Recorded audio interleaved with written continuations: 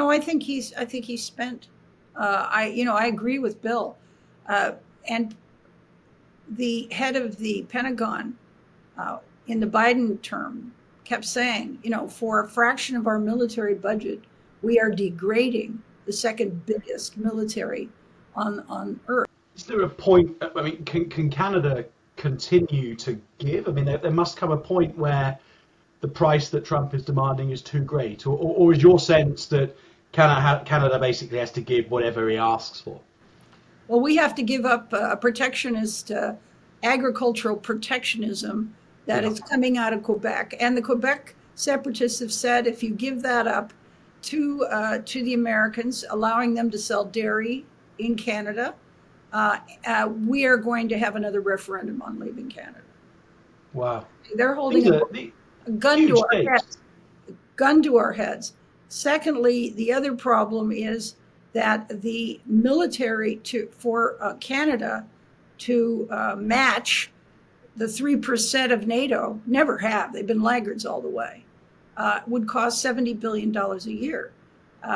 Our country has been almost put in the ditch by these socialists. The tax and spending, our per capita incomes are much lower than the United States proportionally than they've been since the Second World War. I mean, we're a country that's in crisis, and now Trump's ultimatums are going to force us to look at those crises. And I don't think, and there's lots of concessions. It's going to be military money, or as I've written in Canada, if we don't offer military money, they're going to send us an invoice. Diane, fascinating. Tell me what you think all of this means for Putin. You've got, I think you've met every Russian president until Putin, if I've been briefed correctly. I met Putin. You have?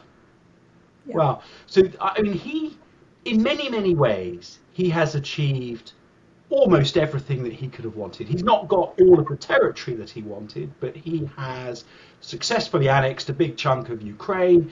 He appears to be on the verge of ensuring no long-term promise for Ukrainian NATO membership. He has returned to the top table of global decision makers and realized his vision of the big countries deciding the fates of lesser countries.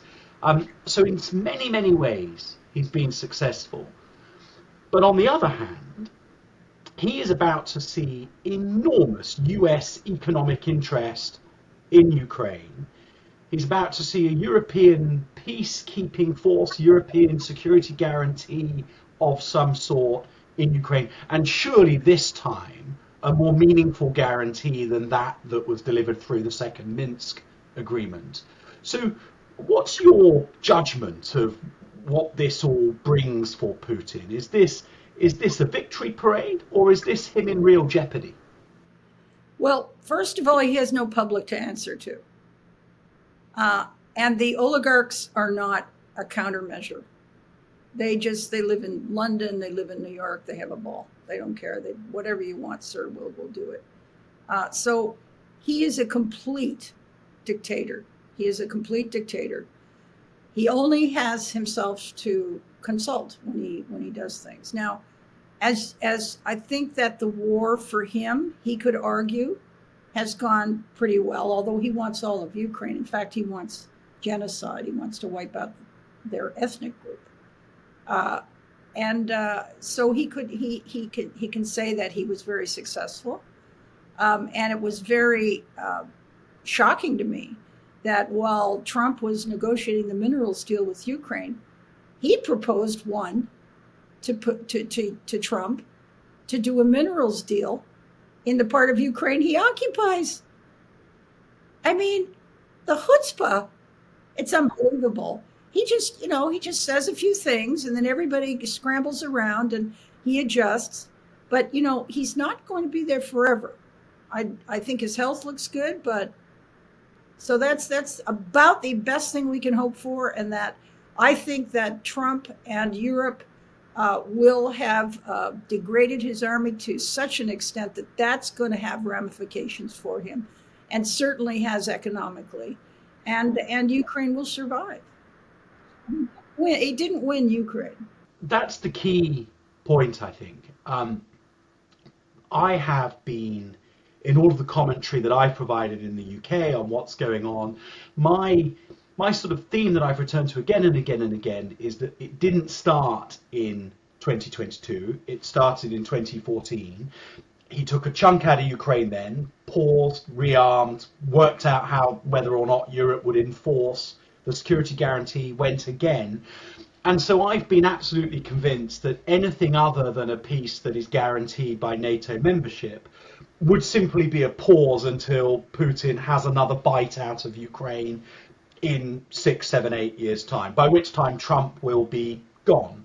Now, it might be that this minerals deal and the US interest that cements and the European commitment to Ukrainian security, even if not under the NATO umbrella, is enough.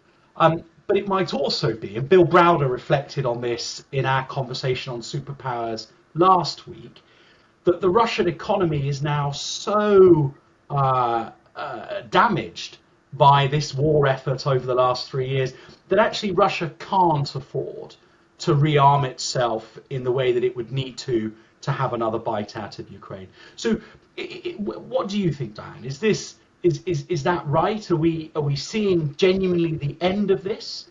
Or will Putin just continue to crank the Russian economy in such a way that he does manage to rearm and that he will come again whenever the sanctions are finally lifted? No, I think he's spent.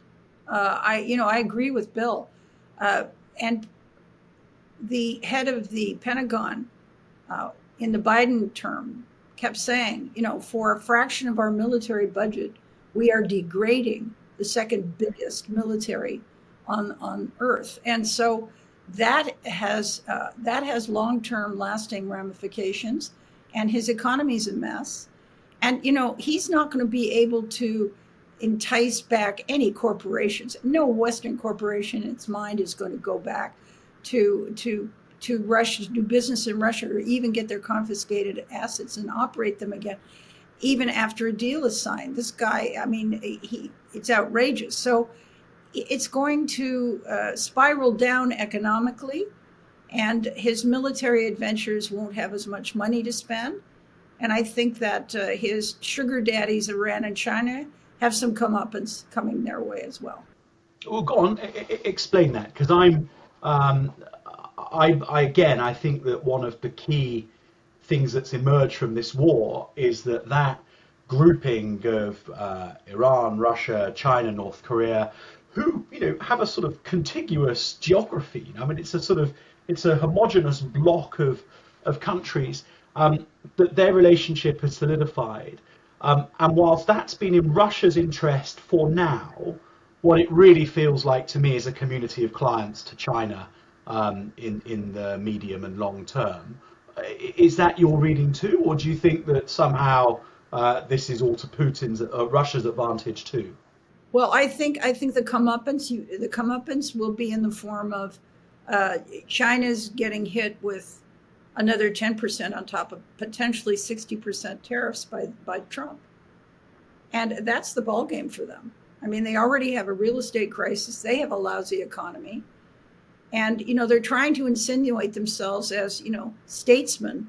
This is great, says Xi about the minerals deal, when in fact, and quietly he's thinking, why didn't I think of that? And so on and so forth. The Chinese are frightened of Russia. And they had a war, and they've been invaded by Russia. So, and they're not Russian people. So, I think that the comeuppance will be economically. China will start to have big problems economically because of Europeans are also pushing back against China because it's provided aid to Russia in Ukraine. So China's lost its allure in the trade world, and that's what it relies on, because it's not in the conquering mode at this point. Iran, that's a whole other deal. North Korea is a rogue state that even China's frightened of. And then on the military side, you've got the Quad, You've got the submarine deal, which Britain is involved in. You've got India's got a huge military, and they're on the right side of the equation. And then I really believe, and I'm not saying this is a good thing, but I think South Korea and Japan will have nuclear bombs in the next 5 years. Well, I think that I agree because I think that the nuclear taboo will be broken somewhere. I don't know whether it's a sort of sequence of events that follows from Iranian breakout, so then the Saudis demand it, and when the Saudis demand it, does that mean that there's a whole wave of proliferation activity? Who knows? But it feels quite terrifying that the world is on that sort of trajectory where countries fear that the threat is such that they want to acquire those weapons, and there's a new impetus into having them.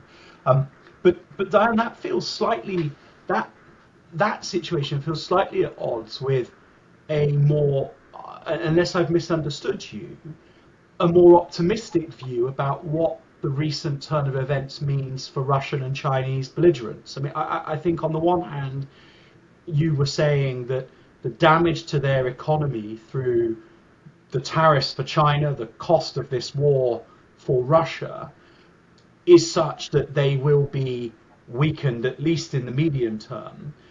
But then I'm just squaring that against the sort of the reason why countries like Japan and the Republic of Korea would want to acquire nuclear weapons. Just explain that for me. Well, you've got a rogue power in their region, in North Korea, that nobody controls.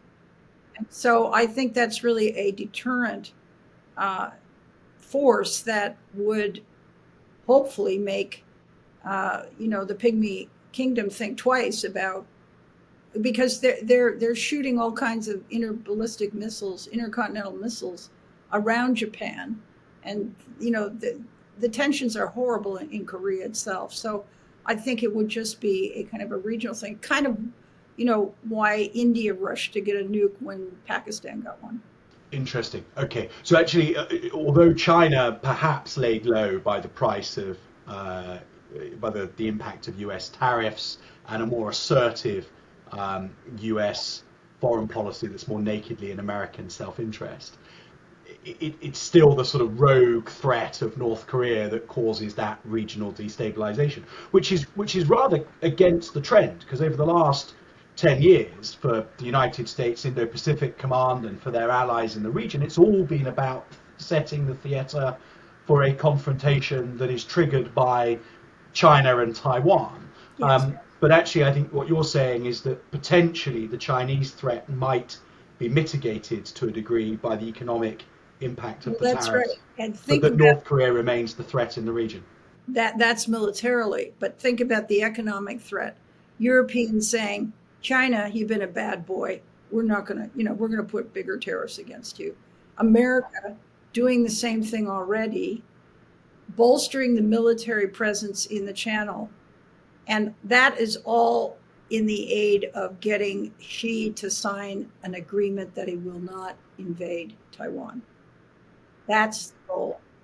Will Europeans definitely join the US in punishing China? I've heard in recent visits to Brussels, I've heard people starting to speak in really quite worrying terms about how if the Americans are calling time on the transatlantic relationship, if the US is no longer that interested in its European interests, then as a consequence, Europe may well find that it's better to be doing business with China than an unreliable United States. But I wonder if that is just them being alarmist, or whether you think that that is a possible route forwards. Or vocalizing that they have agency. Americans are not going to be happy. Look, this is the cop. It's still the world's global policeman, as Britain was before. And for instance, I'm thinking of things like Italy dropped its Belt and Road Initiative projects with China. And it had been kind of a wimp when it comes to, our forceful front against Russia in Ukraine, but they've come around. And there'll be some opportunists here and there, but I don't. But I think that the messages that have come out from a lot of European leaders is during the Ukrainian war. What are you thinking, China? Stay out of this.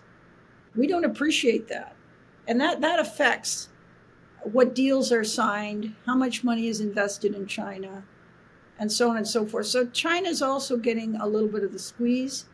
I've never thought China was dangerous like Russia is, but some people say I'm wrong. Well, let's take our thinking forwards into the rest of this Trump presidency. I mean, the pace that he's going is incredible. The world is changing daily Right. as a consequence of his initiatives. Yes. Is this sustainable? I mean, does there come a point where he thinks all my foreign affairs priorities are dealt with, domestic, or does this continue at the pace that it does? And if it does continue at this pace, are people like Marco Rubio there for the long haul? Oh, I would think so. I would think so. I think this pace continues because this guy is a life force of aggressiveness and ambition. And then he's surrounded by all these other people. I think that he's trying to discipline Europe to the point where it takes care of. I mean, ideally, we would like Europe to completely babysit Ukraine and keep Russia at bay. Number one. Number two, I think he expects the Europeans, particularly the French, to sort out their old colonies that are in disarray and a mess. The Russians are there fooling around with their causing coup d'etat, all kinds of trouble, particularly in the Sahel. And I think that he expects that. And then as far as Japan and South Korea, I think he wouldn't dislike if they got nukes, because then it's less pressure on America to protect them from North Korea and China. And then I think he's going to make China, and then he's going to turn his attentions to the Western Hemisphere. And then I think you're going to see something really quite powerful in Mexico. The cartels are behind all of the border trouble, all of the drug problems. And I think that if the new Mexican president does not crack down sufficiently and stop it completely, and it goes right back down into Central America, Colombia, Venezuela, that all has to be rooted out like some horrible cancer. And, if Mexico doesn't do it or it's co-opted, I think you may see American military intervention. That is an extraordinary prognosis. And look, I think she can do it. By the way, she wants to do it. I think she can do it, but I don't think people realize how embedded these cartels are, how big they are. The Sinaloa cartel is bigger than most European countries in terms of revenue. I mean, we're talking of, and they're armed like an army. But if he were able to achieve that over a single 4-year term, all of the things that you've just taken us through, in Asia, in Europe, and then in South America, he would become arguably one of the most consequential US presidents ever in terms of global affairs. And that feels really quite extraordinary, given the sort of slightly chaotic way that we've seen things done over the last couple of weeks. But it could well be that it is just an incredibly effective way of doing diplomacy, not like anything we've seen before, but devastatingly effective. And if your confidence is correct that he can confront China, sort out the Middle East, park the war in Ukraine, normalize a relationship with Russia, and then secure the US's borders and have an impact on the Mexican drugs trade, that is quite an achievement. Yes, and don't forget too, I think he can. I think those are things on his list. And the other thing about the cartels, we're not just talking about rounding up a bunch of thugs and murderers. These cartels have corrupted and poisoned all of the societies. I mean, I call it the fentanyl curtain has fallen. Ecuador is the latest one to fall. I mean, it was a nice, moderately well governed country, and the cartels moved in there out of Colombia, the Colombian cartels, and that place is a mess. It's a reign of terror. And, so you talking about the liberation from gangsters of a dozen countries. If I asked you to bet the house, is your sense that when we're in the final year of the Trump presidency, he will have succeeded in all of those foreign policy objectives? Or do you think that at some point the wheels come off and the tactic just won't continue to work?